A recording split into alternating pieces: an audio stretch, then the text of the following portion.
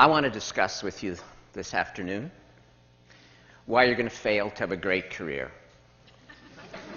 I'm an economist. I do dismal. End of the day, it's ready for dismal remarks. I only want to talk to those of you who want a great career. I know some of you have already decided you want a good career. You're going to fail too, because, goodness, you're all cheery about failing. Canadian group, undoubtedly. Those trying to have good careers are going to fail because really good jobs are now disappearing. There are great jobs and great careers, and then there are the high workload, high stress, blood-sucking, soul-destroying kinds of jobs, and practically nothing in between. So the people looking for good jobs are going to fail. I want to talk about those looking for great jobs, great careers, and why you're going to fail. First reason is that no matter how many times people tell you, if you want a great career, you have to pursue your passion, you have to pursue your dreams, you have to pursue the greatest fascination in your life. You hear it again and again, and then you decide not to do it. It doesn't matter how many times you download Stephen Jay's Stanford commencement address, you still look at it and decide not to do it. I'm not quite sure why you decide not to do it. You're too lazy to do it. It's too hard. You're afraid if you look for your passion and don't find it, you'll feel like you're an idiot. So then you make excuses about why you're not going to look for your passion. And they are excuses, ladies and gentlemen. We're going to go through a whole long list. Your creativity and thinking of excuses not to do what you really need to do if you want to have a great career. So for example, one of your great excuses is, well, great careers are really and truly, for most people, just a matter of luck. So I'm going to stand around, I'm going to try to be lucky, and if I'm lucky, I'll have a great career. If not, I'll have a good career. But a good career is an impossibility, so that's not going to work. Then your other excuse is, yes, there are special people who pursue their passions, but they are geniuses. They are Stephen Jay. I'm not a genius.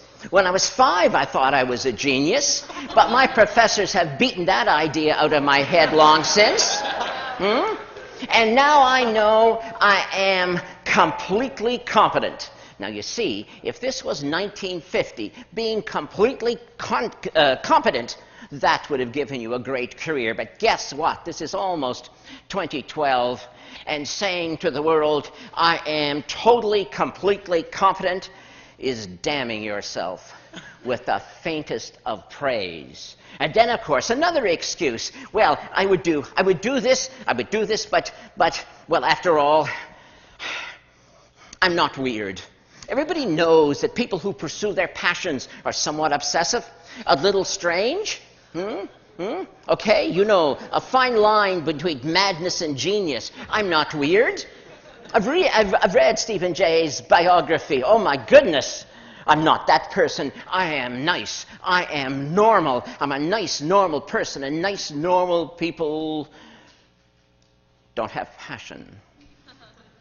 But I still want a great career. I'm not prepared to pursue my passion, so I know what I'm going to do, because I have a solution. I have a strategy. It's the one Mommy and Daddy told me about.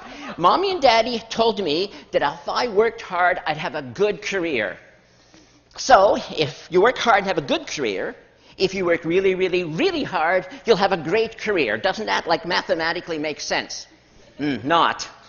But you've managed to talk yourself into that. You know what? Here's a little secret. You want to work really, really, really hard? You know what? You'll succeed. The world will give you the opportunity to work really, really, really, really hard. But are you so sure that that's going to give you a great career when all the evidence is to the contrary? So let's deal with those of you who are trying to find your passion. You actually understand that you really had better do it. Never mind the excuses. You're trying to find your passion, and you're so happy. You found something you're interested in. I have an interest. You tell me. You say, I have an interest. I say, that's wonderful. And what are you trying to tell me? Well, I have an interest. I say, do you have a passion? I have an interest, you say.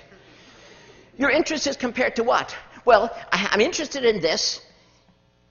And what about the rest of humanity's activities? I'm not interested in them.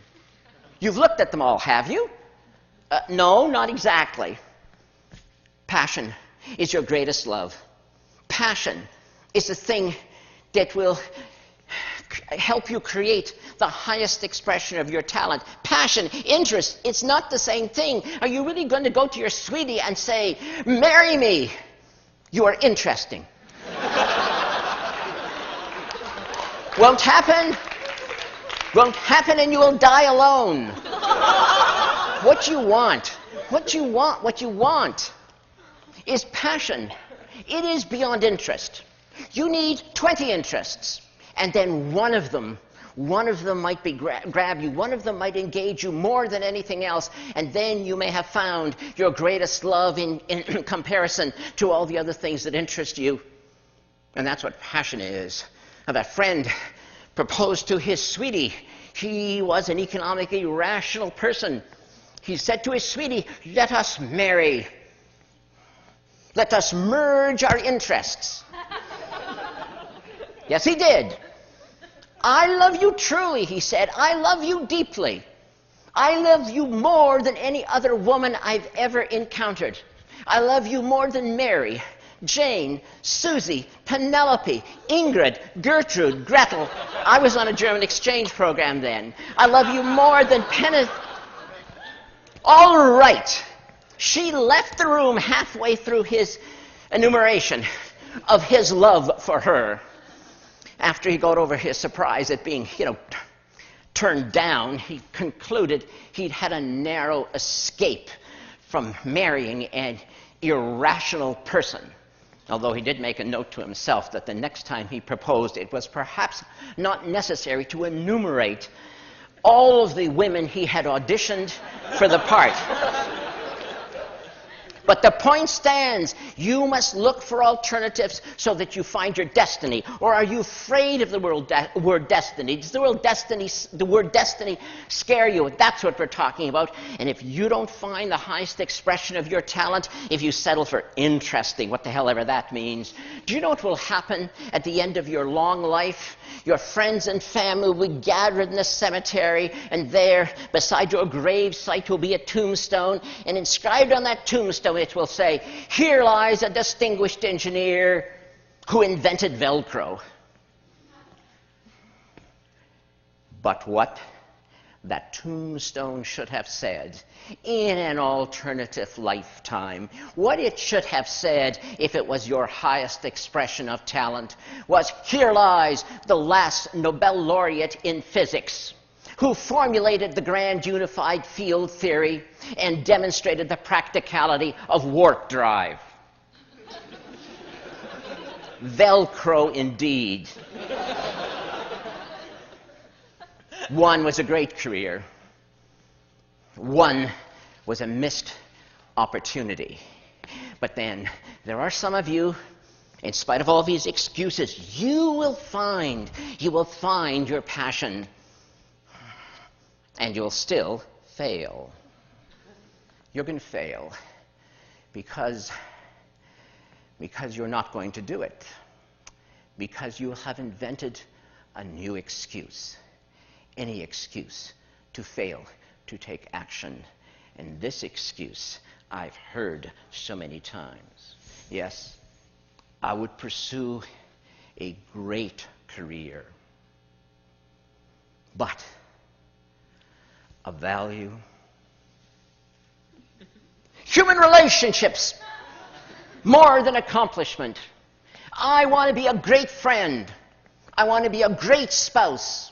I want to be a great parent, and I will not sacrifice them on the altar of great accomplishment. What do you want me to say? Now, do you really want me to say now, tell you, really, I swear I don't kick children? Look at the worldview you've given yourself. You're a hero no matter what.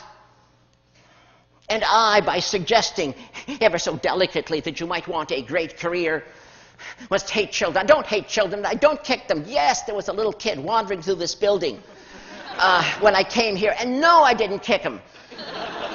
Of course, I had to tell him the building was for adults only and to get out.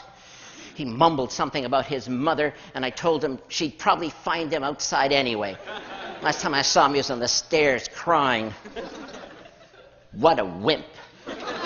Well, but what do you mean? That's what you expect me to say. Do you really think it's appropriate that you should actually take children and use them as a shield? You know what will happen someday? You ideal parent, you. The kid will come to you someday and say, I know what I want to be. I know what I'm going to do with my life. You were so happy. It's the conversation a parent wants to hear because your kid's good in math and you know you're going to like what comes next.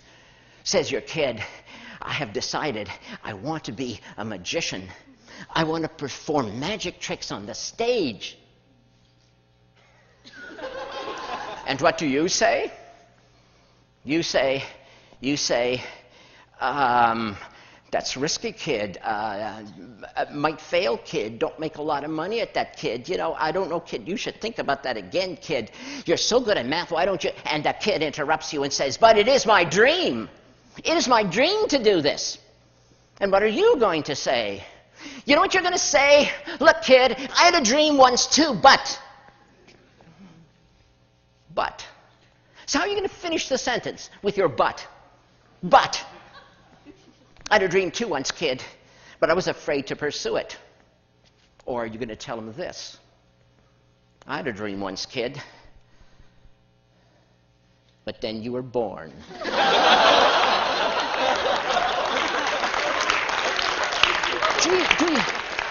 Do you really want to use your family? Do you really ever want to look at your spouse and your kid and see your jailers? There was something you could have said to your kid when he or she said, I have a dream. You could have said, looked the kid in the face and said, go for it, kid. Just like I did. But you won't be able to say that because you didn't. So you can't.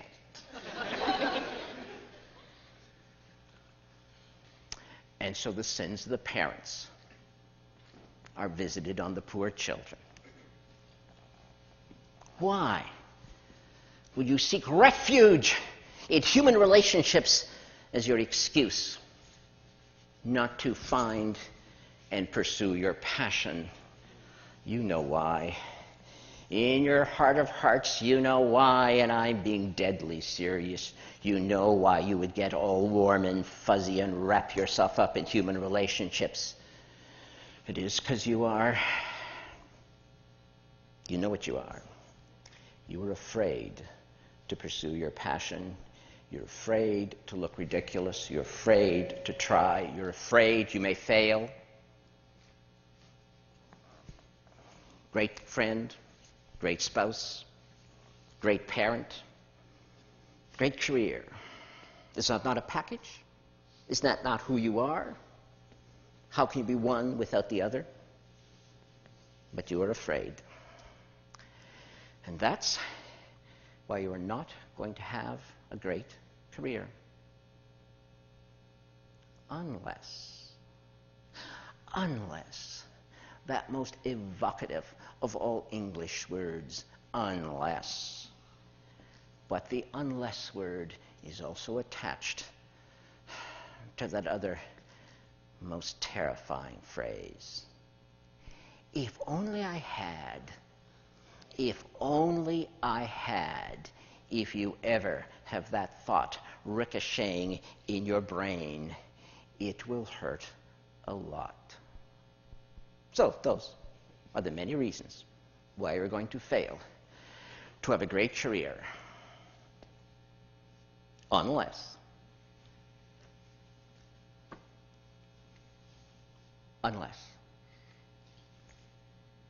Thank you.